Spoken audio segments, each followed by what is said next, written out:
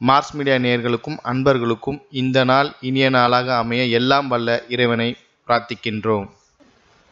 இந்த சேனல் உங்களுக்கு பிடிச்சிருந்தா மறக்காம சப்ஸ்கிரைப் பண்ணுங்க, ஷேர் பண்ணுங்க, லைக் பண்ணுங்க, கமெண்ட் பண்ணுங்க.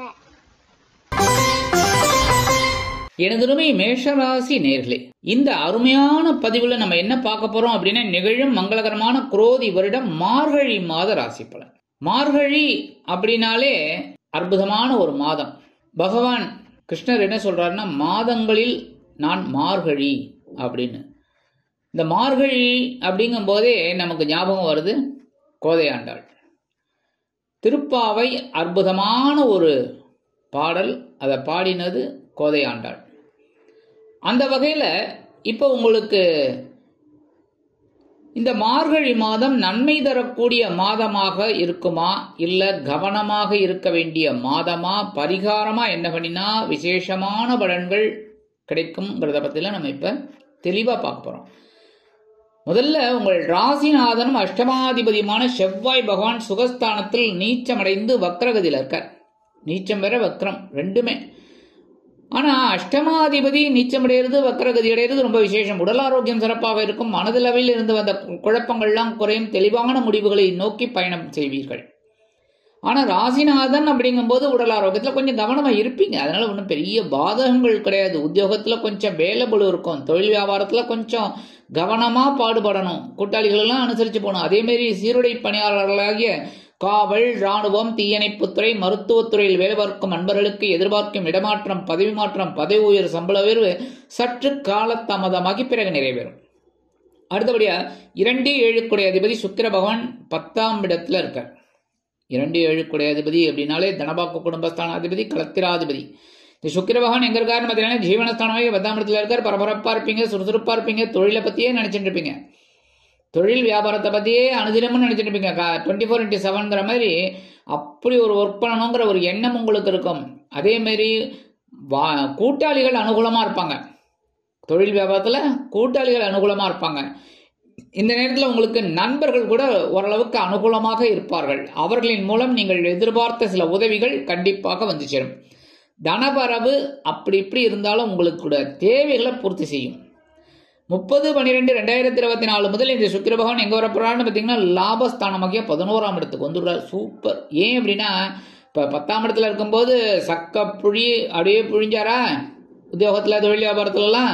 அதுக்கு உண்டான ஒரு உயர்வுகள் வர வேண்டாமா சொல்லுங்க. எப்போவுமே உழைத்தால் வெற்றி தான். அப்ப அந்த உழைப்பு வீண் போகலாமா? கூடாது. அதனாலதான் இதே சுக்கிர பகவான் லாபஸ்தானமாகிய 11ஆம் இடத்துல அற்புதமான ஒரு பலாபலன்களை கொடுக்க போறார். உத்தியோகத்துல, தொழில் வியாபாரத்துல நீங்க எதிர்பார்த்த அந்த உயர்வுகள்லாம் கண்டிப்பா கிடைக்கும். அதே மாதிரி புதுசா வேலை தேடுற குழந்தைகளுக்குலாம் நல்ல வேலை வாய்ப்பு அமையும். எடுக்கிற காரியங்கள்ல இப்ப ரொம்ப சந்தோஷமான காரியங்களா இருக்கும். மனசுல ஒரு சந்தோஷம் கண்டிப்பா இருக்கும். எடுக்கிற காரியங்கள் அற்புதமா நிறைவேறும். அடுத்தபடி இந்த நேரத்தில் கணவன் மனை உறவு ரொம்ப ஜோரா இருக்கும். ஏன்னா சுக்கிரன் அப்படின்னாலே இல்லறம் நல்லறமாக இருக்கும். கவலையே விடணும். சரியா? அதே மாதிரி 3-6 அதிபதி புத பகவான் 8ஆம் இடத்துல மறைவு. 8ஆம் இடத்துல அஷ்டமஸ்தானத்துல மறைவு. மறைந்த புதன் நிறைந்த லாபத்தை தான் கொடுப்பார். நிறைந்த லாபம் அப்படின்னா நம்ம என்ன உழைக்கிறோமோ அதான சார் வரும். கரெக்டா? இப்ப ஒரு நேரம் நம்ம உழைக்கிறோம் அப்படின்னா 8 மணி நேரம் உழைச்சோம் அப்படின்னா நமக்கு ஒரு 500 ரூபா கிடைக்கிறது, இல்ல 1000 ரூபாய் கிடைக்கிறது அப்படின்னா அதான் கிடைக்கும். அதுக்காக புத பகவான் நான் மறைஞ்சிட்டேன், அதனால குருஜி சொல்லிட்டார் நிறைந்த லாபத்தை கொடுக்க போறேன் அப்படின்னு உங்களுக்கு 500 ரூபாய்க்கு 1000 ரூபாயா, 1000 ரூபாய்க்கு 5000 ரூபாய்னா கொடுக்க முடியாது. ஆனா நம்ம எந்த அளவுக்கு உழைக்கிறோமோ அந்த உழைப்பு வீண் போகாது. மனசுல ஒரு சந்தோஷம் இருக்கும். எடுக்கிற காரியங்கள் திருப்திகரமாக அமையும். அதே மாதிரி மனசுல முதல்ல தைரியம் இருக்கும். உடன்பிறப்புகளின் வழியில் இருந்து வந்த குழப்பங்கள் குறையும். இந்த நேரத்தில் உத்தியோகத்தில் மறைமுக எதிர்ப்புகள் விலகும். கல்வியில் மாணவிகள் இந்த குழந்தைகள்லாம் ரொம்ப நல்லா படிக்கக்கூடிய ஒரு வாய்ப்புகள் அவங்களை தேடி வரும். அடுத்தபடியா 1/1/2025 முதல் இந்த புத பகவான் எங்க வரப்போறான்னு பார்த்தீங்கன்னா 9ஆம் இடமாகிய பாக்கியஸ்தானத்துக்கு வந்துடுறார். பாக்கியஸ்தானத்தில் சூரிய பகவானுடைய இணைந்து புதாதித்ய யோகத்தை கொடுக்க போறார். கல்வி வயலும் மாணவிகள் இந்த குழந்தைகள்லாம் ரொம்ப நல்லா படிப்பா. மனசுல இந்த கவலைகள்லாம் குறைஞ்சிடும். அதனால நம்ம படிப்பு வரலையே நினைச்சிட்டு இருக்கிற குழந்தைலாம் ரொம்ப நல்லா படிக்கக்கூடிய ஒரு வாய்ப்புகள் அவங்களை தேடி வரும். படிப்புல ஒரு ஆர்வம் வரும்.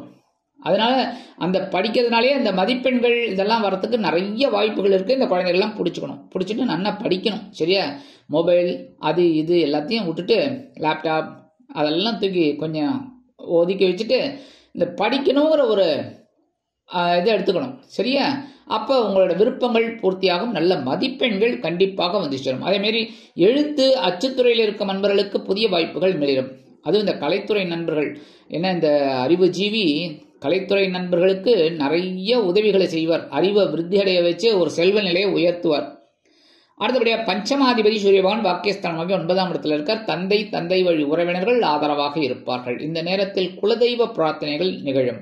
உடன் பிறப்புகளின் மூலம் நல்ல முன்னேற்றம் உங்களுக்கு வந்து சேரும். அதாவது உங்களோட கஷ்டங்கள் எல்லாம் பார்த்துட்டு அவங்க கண்டிப்பா ஒரு ஹெல்ப் பண்ணுவாங்க. அதுவே பெரிய விஷயம். அதேமாதிரி குழந்தைகளின் மூலம் ஓரளவுக்கு மனசுல தெளிவு கிடைக்கும். ஆன்மீக பயணங்கள் உங்களுக்கு அற்புதமாக இருக்கும். அதேமாரி குலதெய்வ பிரார்த்தனைகளை அற்புதமாக திடீரென நிறைவேற்றி மகிழ்வீர்கள். இந்த நேரத்தில் வீடு, மனை, வாகனம் இதெல்லாம் வாங்க போட்ட திட்டம் நிறைவேறும். அடுத்தபடியாக 9, 12 குடையாதிபதி குரு பகவான் தனவாக்கு குடும்பஸ்தானமாகி 2ஆம் இடத்துல இருக்கிறது விசேஷம் தான். ஆனால் இந்த மாதம் முச்சூடும் அவர் வக்கரகதியில் இருக்கார். ஸோ தனபரவு டைட்டாக தான் இருக்கும், ரொம்ப ஃப்ரீயாக இருக்காது. சரியா? ஒரு அட்வான்ஸ் கேட்டால் கூட நீங்கள் ஒரு 10,000 கேட்குறீர்கள் அப்படின்னா 5,000 தான் கிடைக்கும். இந்த மாதிரி வரத்துக்கு வாய்ப்புகள் இருக்குது. இந்த நேரத்தில் தந்தையார் ஓரளவுக்கு உங்களுக்கு அனுகூலமாக இருப்பார். தந்தை வழி உறவினர்கள் அனுகூலமாக இருப்பாங்க. அதே மாதிரி இன்னைக்கு இந்த தடவை நீங்கள் என்ன பண்ணணும் அப்படின்னா, யாருக்கும் கமிட்மெண்ட் கொடுக்கக்கூடாது. நான் இதை பண்ணித்தரேன், அதை பண்ணித்தரேன், ஆட்டத்துக்கு மாட்டில் போட்டு தரேன், மாட்டத்துக்கு ஆட்டில் போட்டு தரேன்னு சொல்லக்கூடாது. சரியா? உங்களால் முடிஞ்சால் செஞ்சு கொடுங்க, இல்லையா அதேமாரி கடன் கண்டிப்பாக கொடுக்காதீங்க.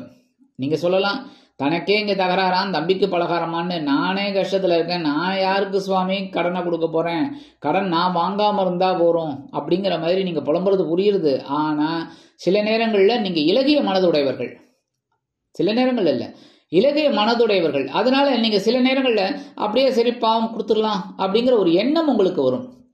அதனால தான் சொல்கிறேன், அந்த எண்ணத்தை நீங்கள் கொஞ்சம் ஒத்தி வைக்கிறது நல்லது. கஷ்டப்படுறவளுக்கு நீங்கள் உங்களால் முடிஞ்ச உதவிகளை செய்யுங்க, கடன் மட்டும் கொடுத்துடாதீங்க. ஏன்னா அது திரும்பி வராது, திரும்பி வரா கடனா ஆகிடும், பேட் டெட்ஸ். ஸோ அதெல்லாம் எதுக்கு?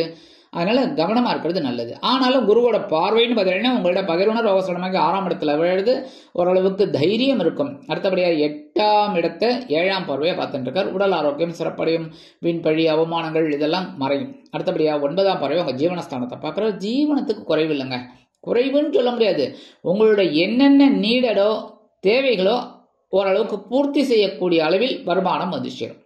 பெரிய அளவில் சேமிக்க முடியாது, ஆனால் கஷ்டப்படாமல் ஏதோ சர்வே பண்ணிட்டு இருக்கலாம். சரி, அந்த அளவுக்கு குரு பகவான் உங்களுக்கு வக்கரகதி இருந்தாலும் ஓரளவுக்கு பார்க்குற பார்வையில் நன்மைகளை செய்வார். அடுத்தபடியாக 10, 11 குடையாதிபதி சனீஸ்வர பகவான் லாபஸ்தானத்தில் இருக்கார். இனிமேல் தான் உங்களோட அதிரடி ஆட்டமே ஆரம்பம்.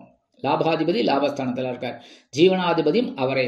அதனால உங்களுக்கு ஜீவனத்தின் மூலமாக ஒரு லாபத்தை கொண்டு வந்து தருவார். அப்ப நீங்க என்ன பண்ணணும்?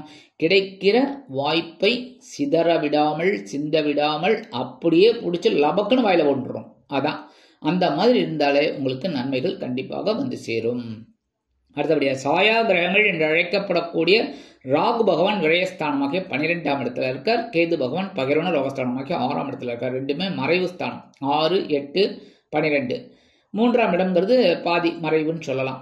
ஆனால் இந்த 6, 8, 12 ரொம்ப மறைவு ஸ்தானம் தான் சொல்றது ஜோசியத்தில். அப்ப இந்த 6ஆம் இடமாகிய பகிரவன ரோகஸ்தானத்தில் கேதுவும், 12ஆம் இடமாகிய அயனசேன போகஸ்தானமாகிய 12ஆம் இடத்துல ராகுவும் மறைந்து இருப்பதால் மறைந்த சாயா கிரகங்கள், அதாவது கெட்டவன் கெட்டிடில் கிட்டிடும் ராஜயோகம் அப்படிங்கிற மாதிரி ஓரளவுக்கு உங்களுக்கு யோகங்களை கொண்டு வந்து கொடுப்பார். அதை நீங்க அப்படியே இது பண்ணிட்டு அற்புதமான ஒரு முன்னேற்றமான ஒரு வாழ்க்கையை நீங்க தான் அமைச்சுக்கணும். சில நேரங்களில் சில தடை தாமதங்கள்லாம் இருக்கலாம், ஆனால் அதை பற்றியெல்லாம் கவலைப்படாமல் நீங்கள் மாட்டுக்கு போயிட்டே இருக்கணும் உங்கள் வட்டி எடுத்துக்கிட்டு. சரியா? அதேமாரி சில பேருக்கு படிக்கிற குழந்தைகள், உத்தியோகம் பார்க்குற குழந்தைகள் வெளியூர் போயிட்டு இல்லை வெளிநாடு போயிட்டு படிக்கணும் அப்படின்னா தாராளமாக அந்த இடமாற்றம் அவர்களுக்கு இனிமையாக அமையும். சரி, இப்போ பரிகாரமாக என்ன பண்ணினா ரொம்ப விசேஷம். முருகப்பெருமான வழிபாடு பண்ணுறது ரொம்ப ரொம்ப விசேஷம். முக்கியமாக உங்கள் ராசிநாதன் கொஞ்சம் வக்கரகதியில் இருக்கார், நீச்சமடைந்து. அதனால அந்த பிரீத்திக்காக எம்பெருமான் முருகப்பெருமானை நீங்கள் வழிபாடுறது ரொம்ப ரொம்ப விசேஷம். கந்த சஷ்டி கவச்சம் பாராயணம் பண்ணுங்க. தினந்தோறும் கந்த சஷ்டி கவச்சம் பாராயணம் பண்ணுங்க.